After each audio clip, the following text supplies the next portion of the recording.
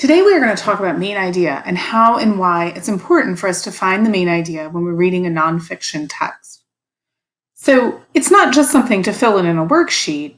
The reason that we want to be able to identify the main idea is that it will help us to understand what the author's main point is, and then also to understand how all the details within the article or whatever the author has written fit together to create that message. And that's going to help us understand what we're reading and know why the author wrote it.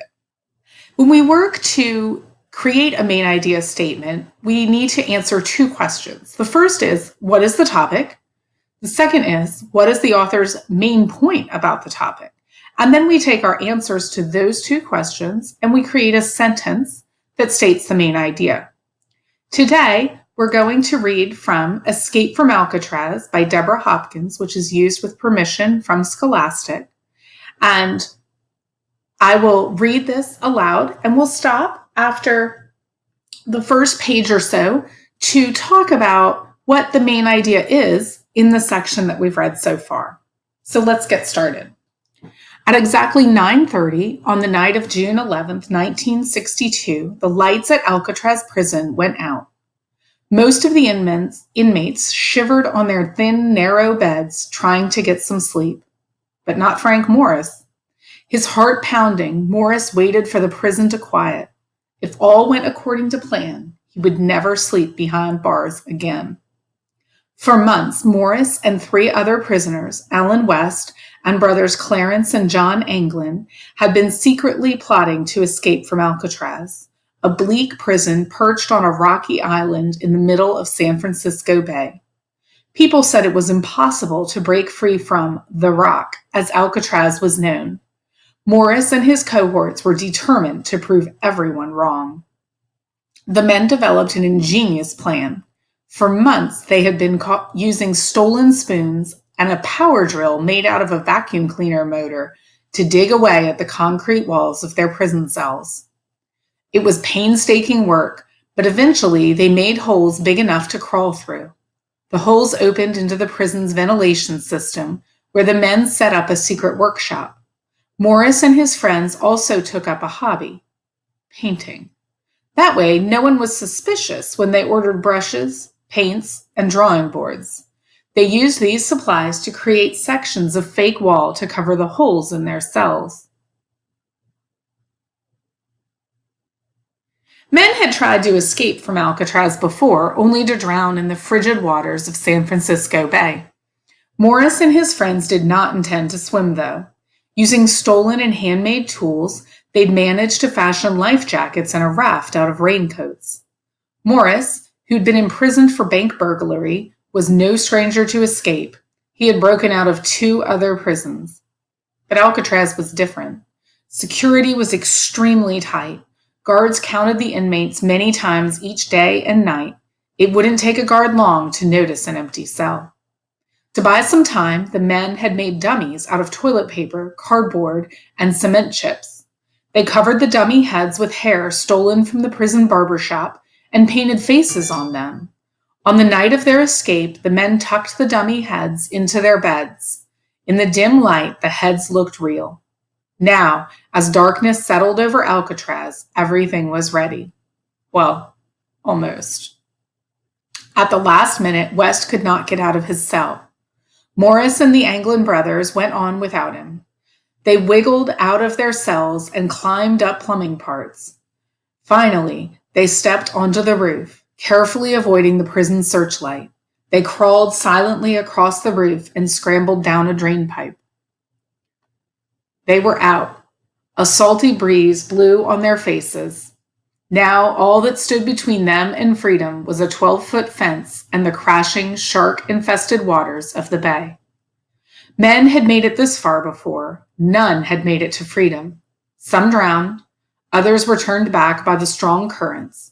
One inmate had hidden in the caves carved into the island's shoreline, too scared to plunge into the water. Eventually, he was found and brought back. Could Morris and Anglin brothers pull off the most daring escape in the history of Alcatraz?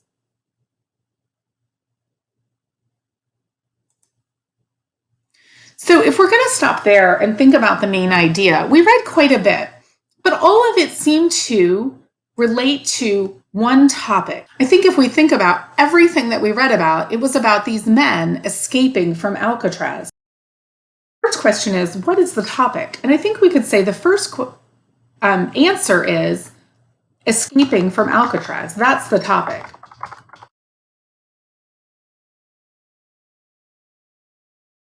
Apparently, it was pretty difficult to escape from since it was a rocky island in the middle of San Francisco Bay, which had sharks and cold water and a lot of guards. Not easy to escape from. But what is the author's main point about the topic? When I look back and I start to think about what did we read about? So right here, we have information about these, about how hard it was to escape. And then if we move down, the men had an ingenious plan.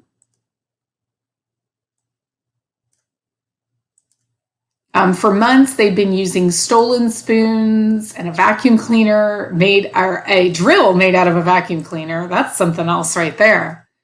They had a secret workshop. All of the details that I keep seeing are about this plan and how they're going to escape. They used the stolen raincoats to make a raft.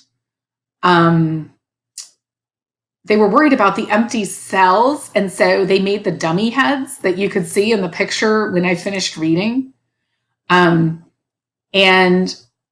they even knew where the searchlight was.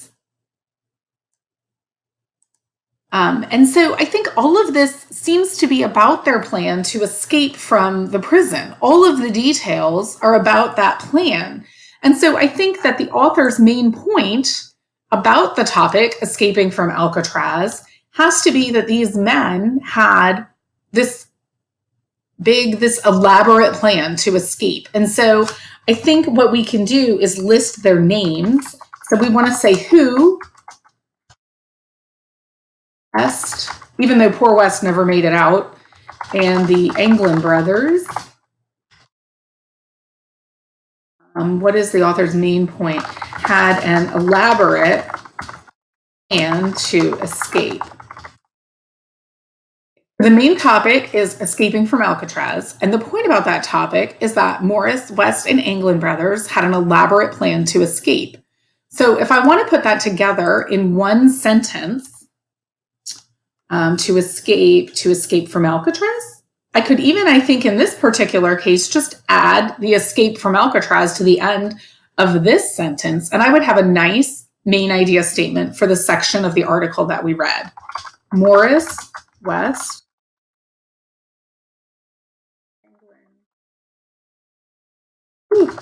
the Anglin brothers had an elaborate plan to escape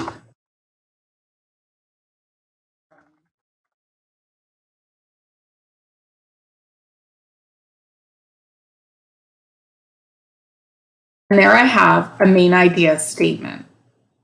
Remember that main idea statement, as we make it, is there to help us focus on what the author's saying and how all of the details in the article work together to support and to build that main idea.